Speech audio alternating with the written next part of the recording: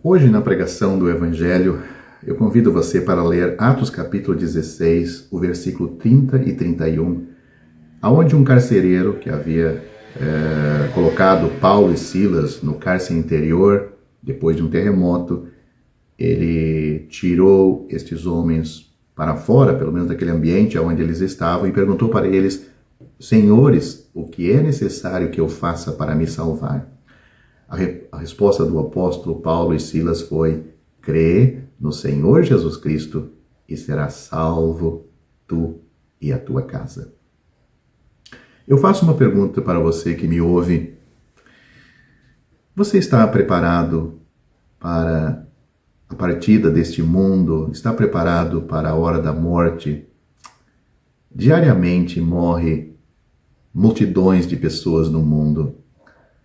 Dependendo da época da humanidade, como por exemplo, agora que estamos neste período, passando pelo período crítico na humanidade, a pandemia, multidões de pessoas têm morrido, além daquelas que têm morrido normalmente pela estatística.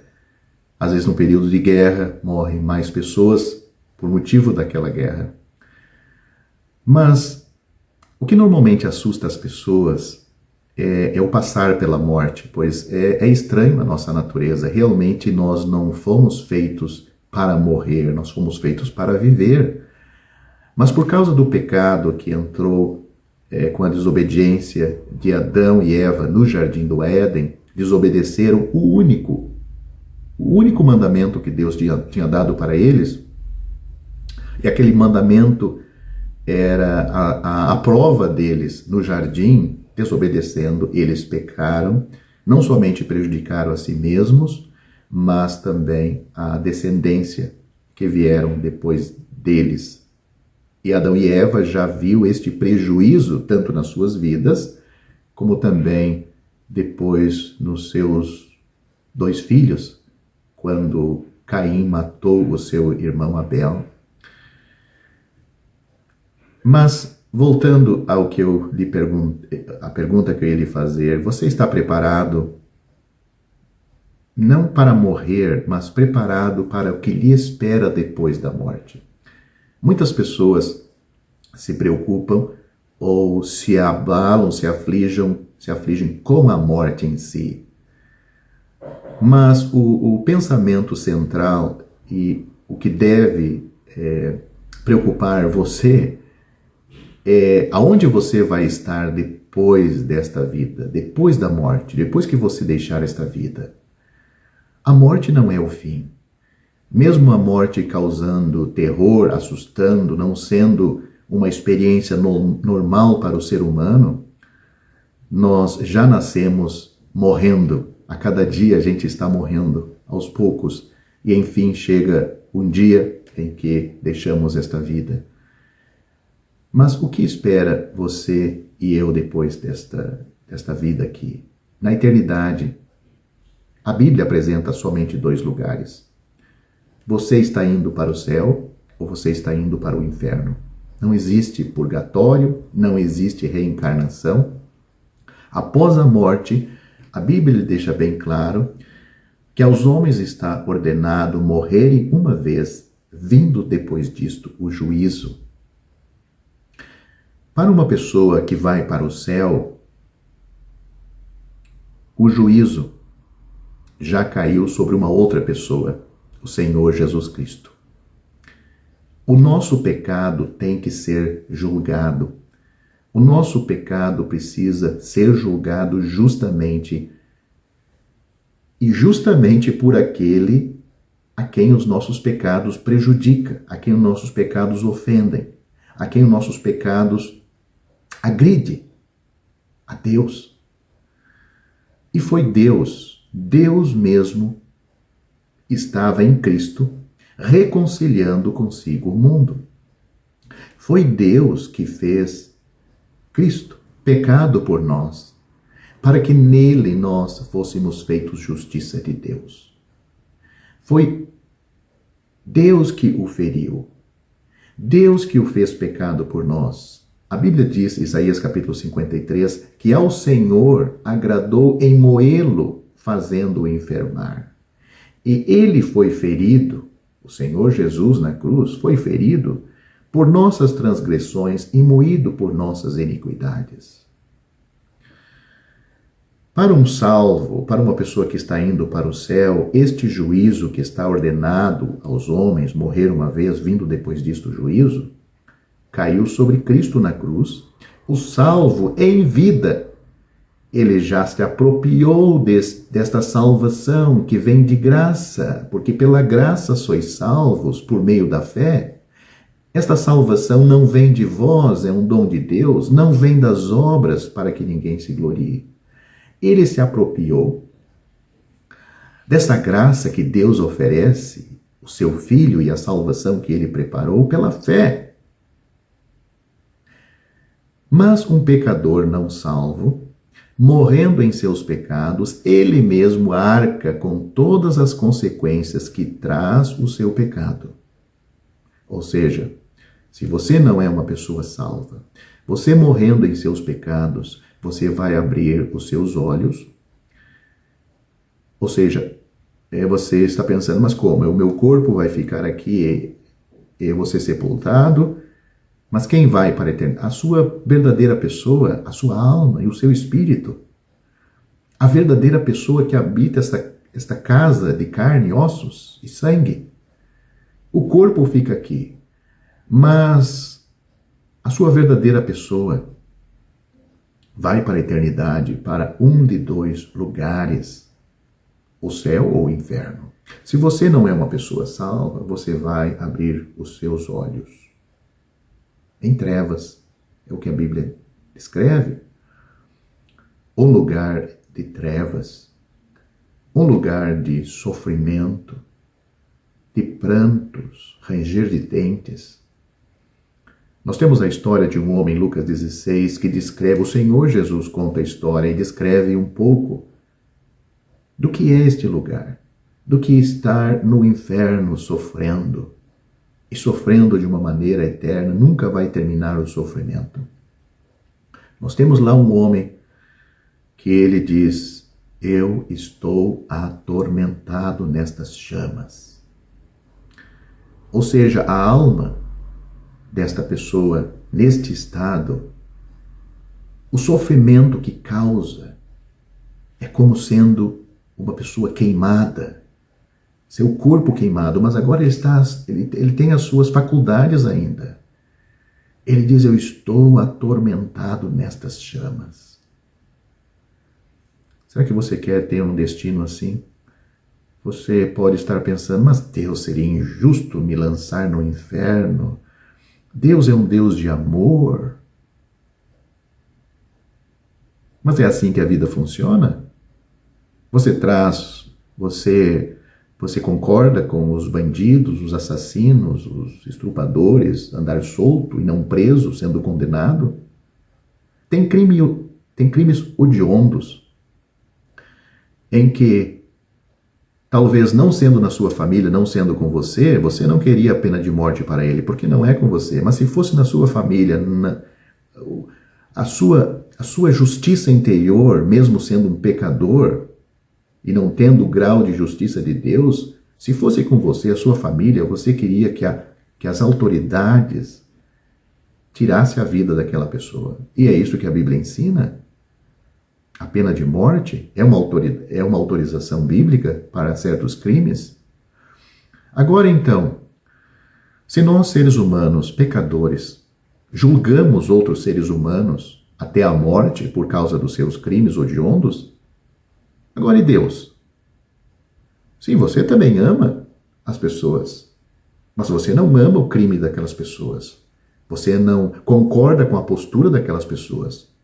Você concorda que aquela ação não pode deixar aquela pessoa livre na sociedade, ela tem que ficar encarcerada.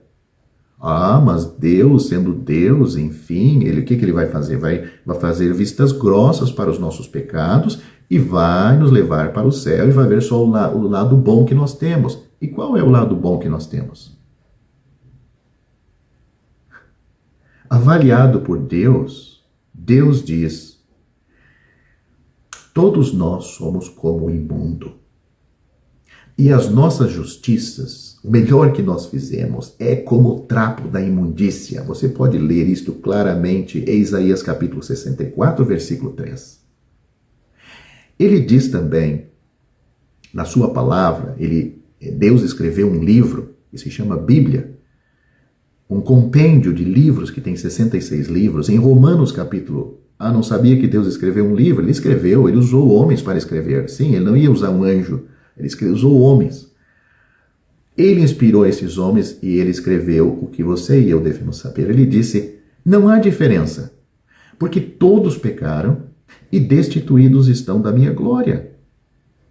Meu prezado ouvinte, se você se perder e abrir os seus olhos no inferno, mesmo que você ache que Deus é injusto fazer isto, você fique sabendo que Ele já avisou que você está indo para este lugar. Que você não é este pecador tão bom que você pensa, que Deus lhe ama tanto que sem a salvação que Ele providenciou, você vai entrar no céu. Meu prezado ouvinte, você que me ouve, fique sabendo que você é um candidato número 1 para entrar no inferno. É por isso que Deus providenciou uma salvação. Deus lhe ama tanto que Ele enviou seu Filho ao mundo. Foi isto que o Senhor Jesus, o próprio Filho eterno dele, disse em João capítulo 3, versículo 16. A partir do versículo 16, não tem palavras mais claras para dizer o quanto Deus lhe ama e o quanto Ele quer lhe salvar. Mas para você entrar no céu, você tem que ser salvo por Ele. Sem esta salvação, você não vai entrar no céu, você vai ir para o inferno. O Senhor Jesus Cristo disse, Deus amou o mundo de tal maneira que deu o seu Filho unigênito, para que todo aquele que nele crê não pereça, mas tenha a vida eterna.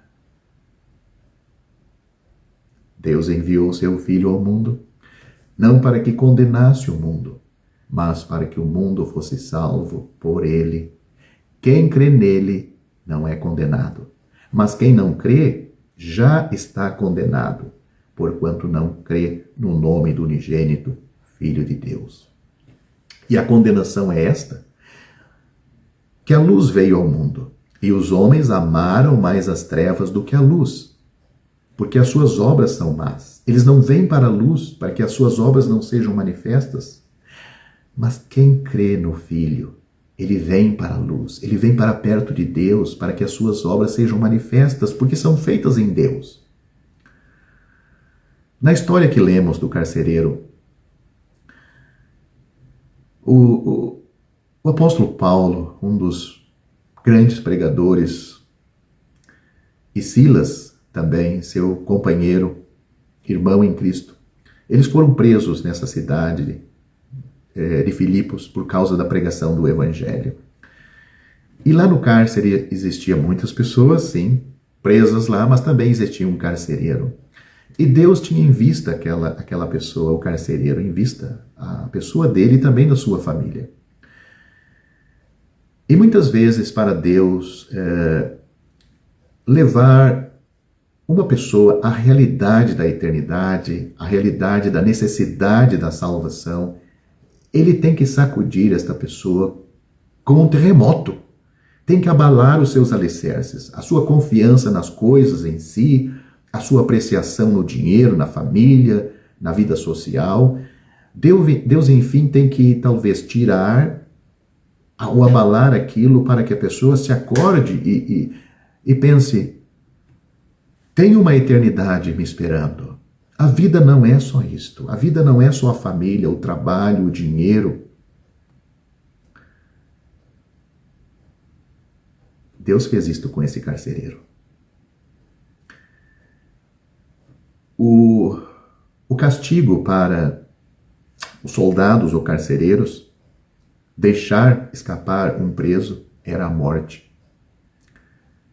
Sem dúvida, esse carcereiro, como nós lemos, ele tinha uma família, filhos, ele tinha o seu lar, seu trabalho, ele tinha o seu salário, ele tinha uma certa posição, ele era o chefe da prisão, mas Deus abalou tudo isto. E diante dele só tinha um fato lhe esperando, a morte. Para muitas pessoas, há tempo para ela pensar entre aquele fato e, enfim, a morte. O carcereiro tinha este curto tempo. Nós lemos que na história todos esses presos não fugiram, por isso que ele não foi morto. Mas, enfim, a primeira coisa que passou pela sua cabeça é que os presos já tinham fugido. E o que lhe restava era somente a morte. Então, o carcereiro o que o carcereiro tinha diante de si era a morte, mas também tinha diante de si dois pregadores do Evangelho que trazia uma notícia, uma boa notícia, que ele podia ser salvo, mas ele não sabia como ele podia ser salvo. Sem dúvida, se ele era um homem religioso, a sua religião dependia dos seus esforços para ganhar a salvação, pois esta é a pregação de toda religião. Mas a pregação da Bíblia diz que o esforço da salvação foi feito por Deus em Cristo. A obra de Cristo é válida para a nossa salvação e Deus só aceita esta obra e que nós a recebemos pela fé.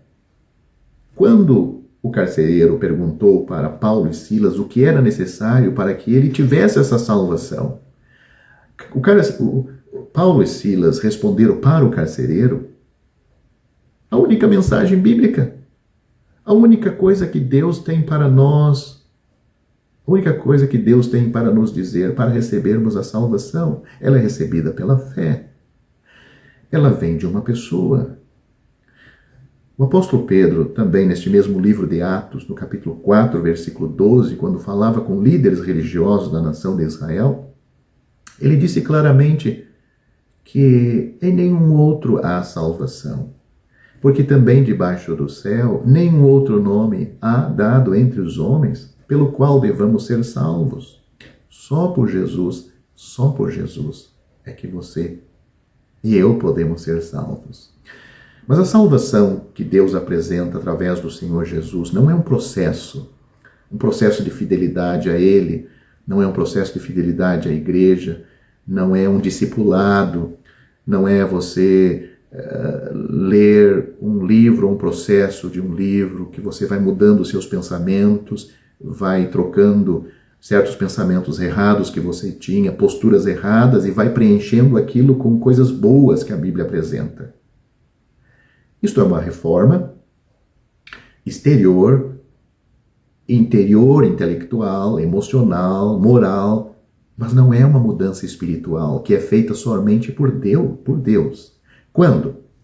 Quando este pecador, desenganado de si mesmo, convencido, eu vou para o inferno em meus pecados, arrependido desses pecados, ele crê no Senhor Jesus Cristo como seu Salvador. Só isto? Sim, só isto. Você já tentou fazer isto? Isto é muito para um pecador.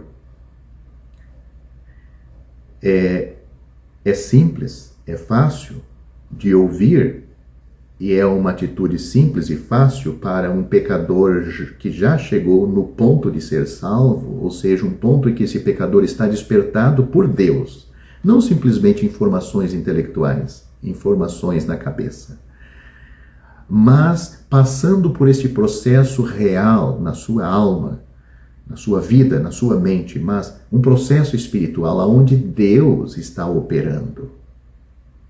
Você pode dizer, mas como Deus vai operar isto em mim? Quando você der lugar para Deus operar isto em você. Você talvez saiba, está sabendo de tudo isto, mas tem lugar na sua vida para esta salvação?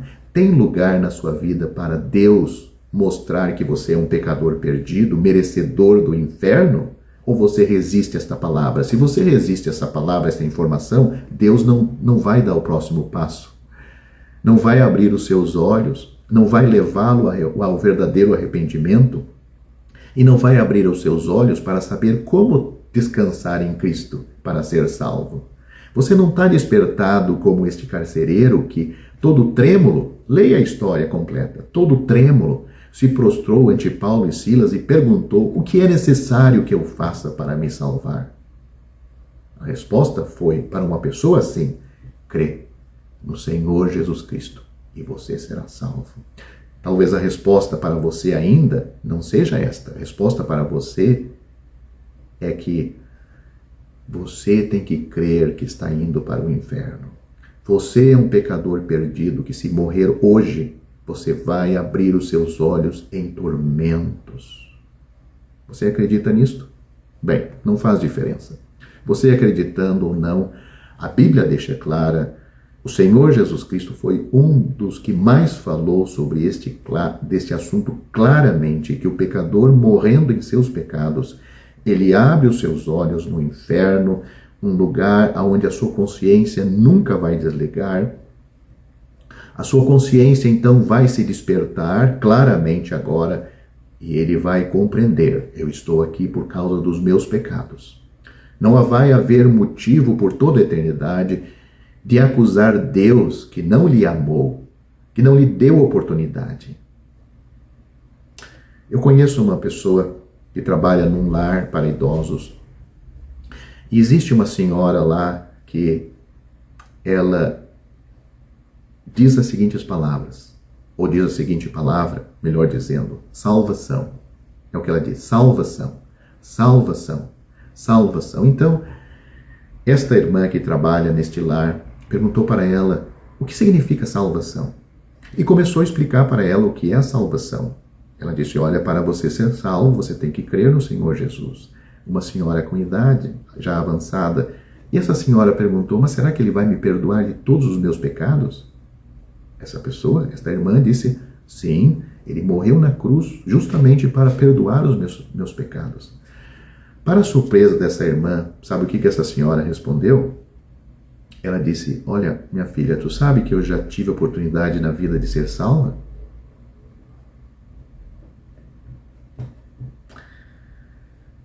Conhecendo e sabendo dessa história, me levou à conclusão que eu já tinha. As pessoas dizem: mas muitas pessoas nunca tiveram oportunidade, talvez nunca ouviram o Evangelho. Deus não vai levar ninguém para o inferno. Deus não é injusto lançar uma pessoa no inferno sem ela ter tido a oportunidade. Talvez a oportunidade foi única, mas aquilo marcou a vida daquela pessoa. Na hora foi despertada, na hora chamou a sua atenção, mas ela deixou passar. Muitos têm a oportunidade, como essa senhora, ao fim da sua vida, ouvir novamente desse chamado de Deus. É interessante, ela disse, essa senhora: eu deixei passar a minha oportunidade.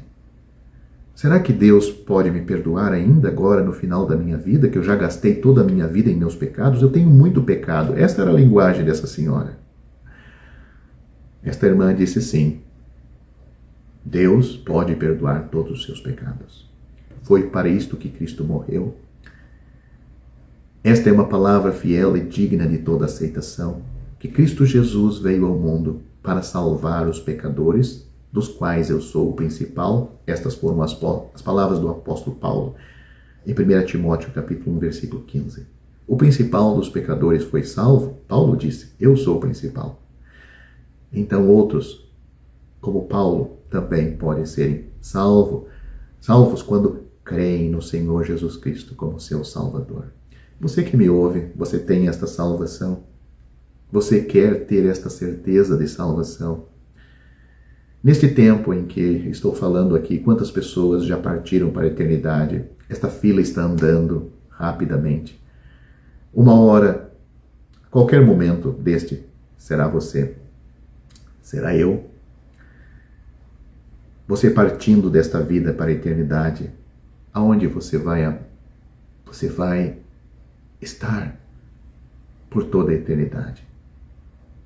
Ao findar o labor desta vida, aonde você vai estar por toda a eternidade?